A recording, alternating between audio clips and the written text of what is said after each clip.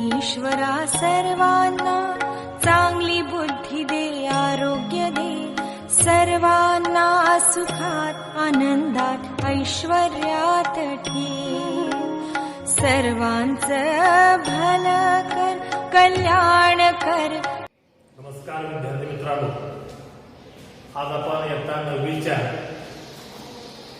Bridge course म्हणजे सेतू अभ्यासक्रम अंतर्गत कॉन्फरन्स ऑफ ट्रायंगल्स, त्याला त्रिकोणांची एकरूपता असे म्हणतात, या घटकाचा अभ्यास करणार आहे.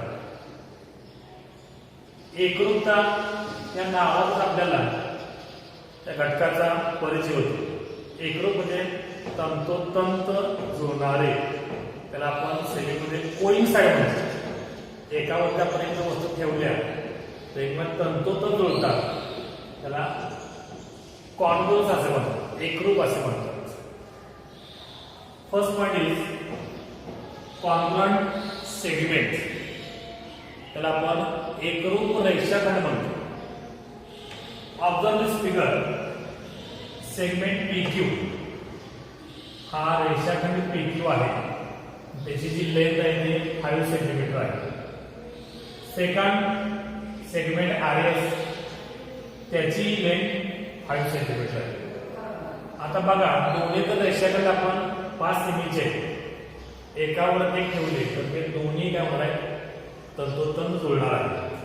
तो एकरूप रेषाखंड, ज्या रेषाखंडांची लांबी समान असते त्यांना एकरूप रेषाखंड म्हणतात. The segment with equal length, the segment with equal length are called the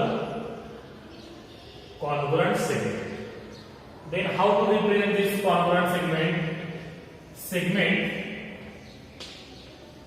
PQ, the congruent side है, segment RS, segment PQ, congruent segment RS. हे congruent side अशा प्रकारे आपण जर सेगमेंट असेल, अँगल असेल किंवा ट्रायंगल असेल ते आपण अशा प्रकारे दाखवणार आहे. Next point is congruent angles.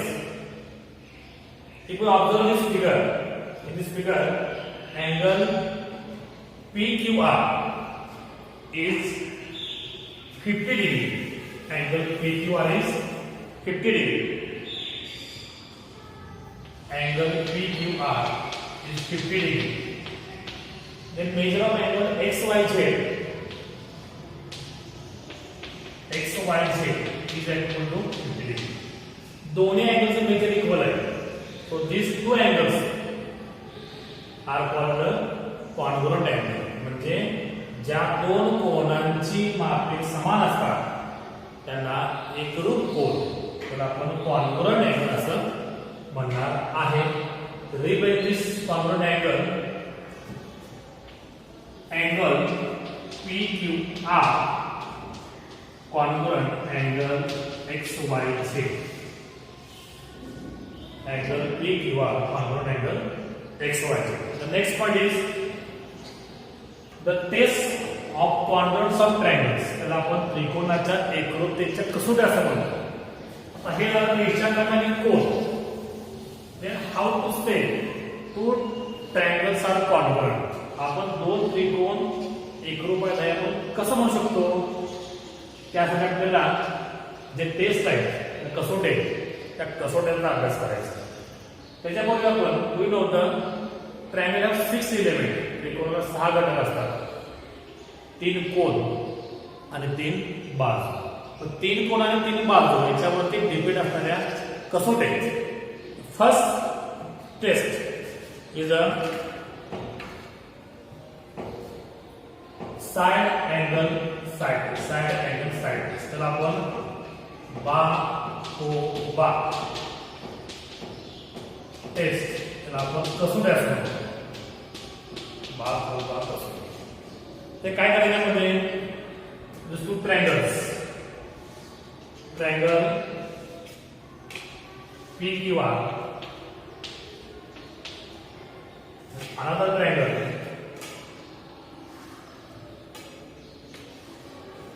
is ABC.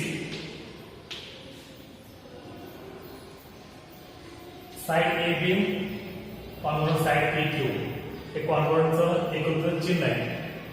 Side B C congruent side Q R and this angle Q congruent angle B. तर इथे जर आपण बघितलं तर एका त्रिकोणाच्या दोन बाजू, two sides of one triangle are congruent with the two sides of another triangle and its included angle. त्या दोन बाजूंनी इन्क्लूड केलेला कोण एकरूप असेल, म्हणजे दोन बाजू त्यांच्या मधला कोण असा एकरूप असेल तो से triangle ABC congruent triangle PQR by SAS test. by SAS test. अशा प्रकारे आपण दोन त्रिकोण त्या SA टेस्टने कॉन्ग्रुएंट दाखवू शकतो. Then next test is a SSS test. दुसरी टेस्ट आहे तर आपण SSS टेस्ट त्याला आपण बा कसोटी असं म्हणतो. इथं नाव बोलतात आपल्याला SSS. You know, S means side, means side of two triangles, all sides are congruent with all sides of another triangle.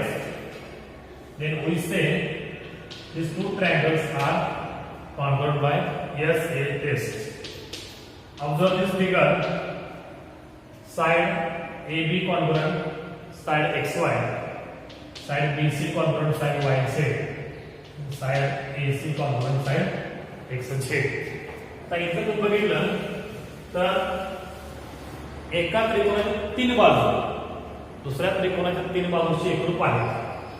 So we say triangle ABC congruent with triangle XYZ by SSS test. मला आपण काय म्हणतो बा कसोटी नुसार म्हणजे बाजू बाजू बाजू बाजू बाजू बाजू. Yes, third test is ASA test. ASA test. तर आपण को तसं ते म्हणतो. आता इथं कसं आहे टू ट्रायंगल्स. तर triangle PQR and triangle LML.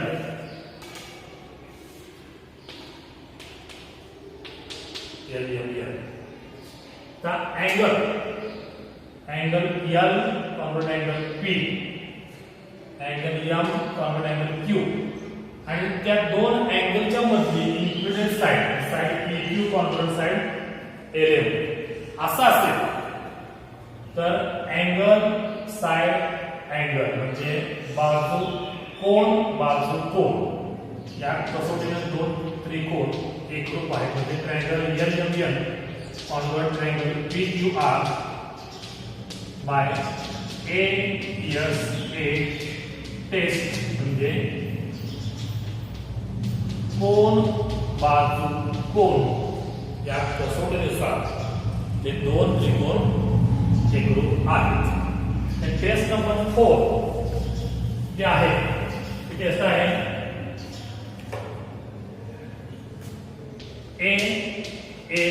AS taste म्हणजे बा कसोटी. इथं दोन अँगल एका त्रिकोणाचे दोन अँगल आणि दुसऱ्या त्रिकोणाचे दोन अँगल आणि एक बाजू. आपण हे अँगल गृहीत धरले ABC triangle XYZ. Angle Y congruent angle B, angle C congruent angle Z, X Y side congruent side A B. हे दोन कोन आणि एक बाजू. दुसऱ्या त्रिकोणाच्या दोन कोन एक बाजूचे एकरूप असेल तर ते दोन त्रिकोण को बा कसोटीनं एकरूप असतात. Right triangle X Y Z congruent triangle A B C by A S test त्याला आपण को बा कसोटीनुसार असं म्हणतो. लास्ट टेस्ट जे आहे ते आहे hypotenuse side test. Hypotenuse side test त्याला आपण कर्णभुजा कसोटी असं म्हणतो. तर हायपोटेनियस साइड टेस्ट आहे, this is useful in right angle triangle. हे फक्त काटकोन त्रिकोण वापरतात. जसं की suppose triangle P Q R right angle triangle and another triangle ABC, the right angle triangle. Right angle triangle मध्ये जे काटकोनाच्या समोरची बाजू असते ती कर्ण असते. So here PQ is hypotenuse, PR hypotenuse, here AC is hypotenuse, and one side is hypotenuse side test.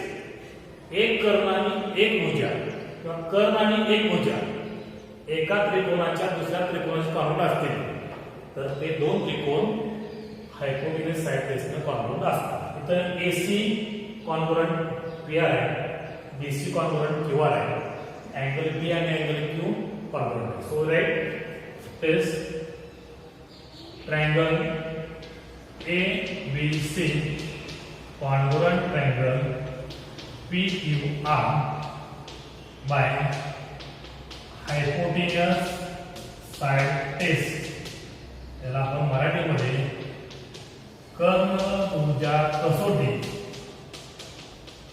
असं म्हणतो. हे दोन त्रिकोण म्हणजे इथं हा बी आणि क्यू अँगल काटकोन आहे, त्यामुळे तुम्हाला कर्ण आणि एक बाजू काढून असते.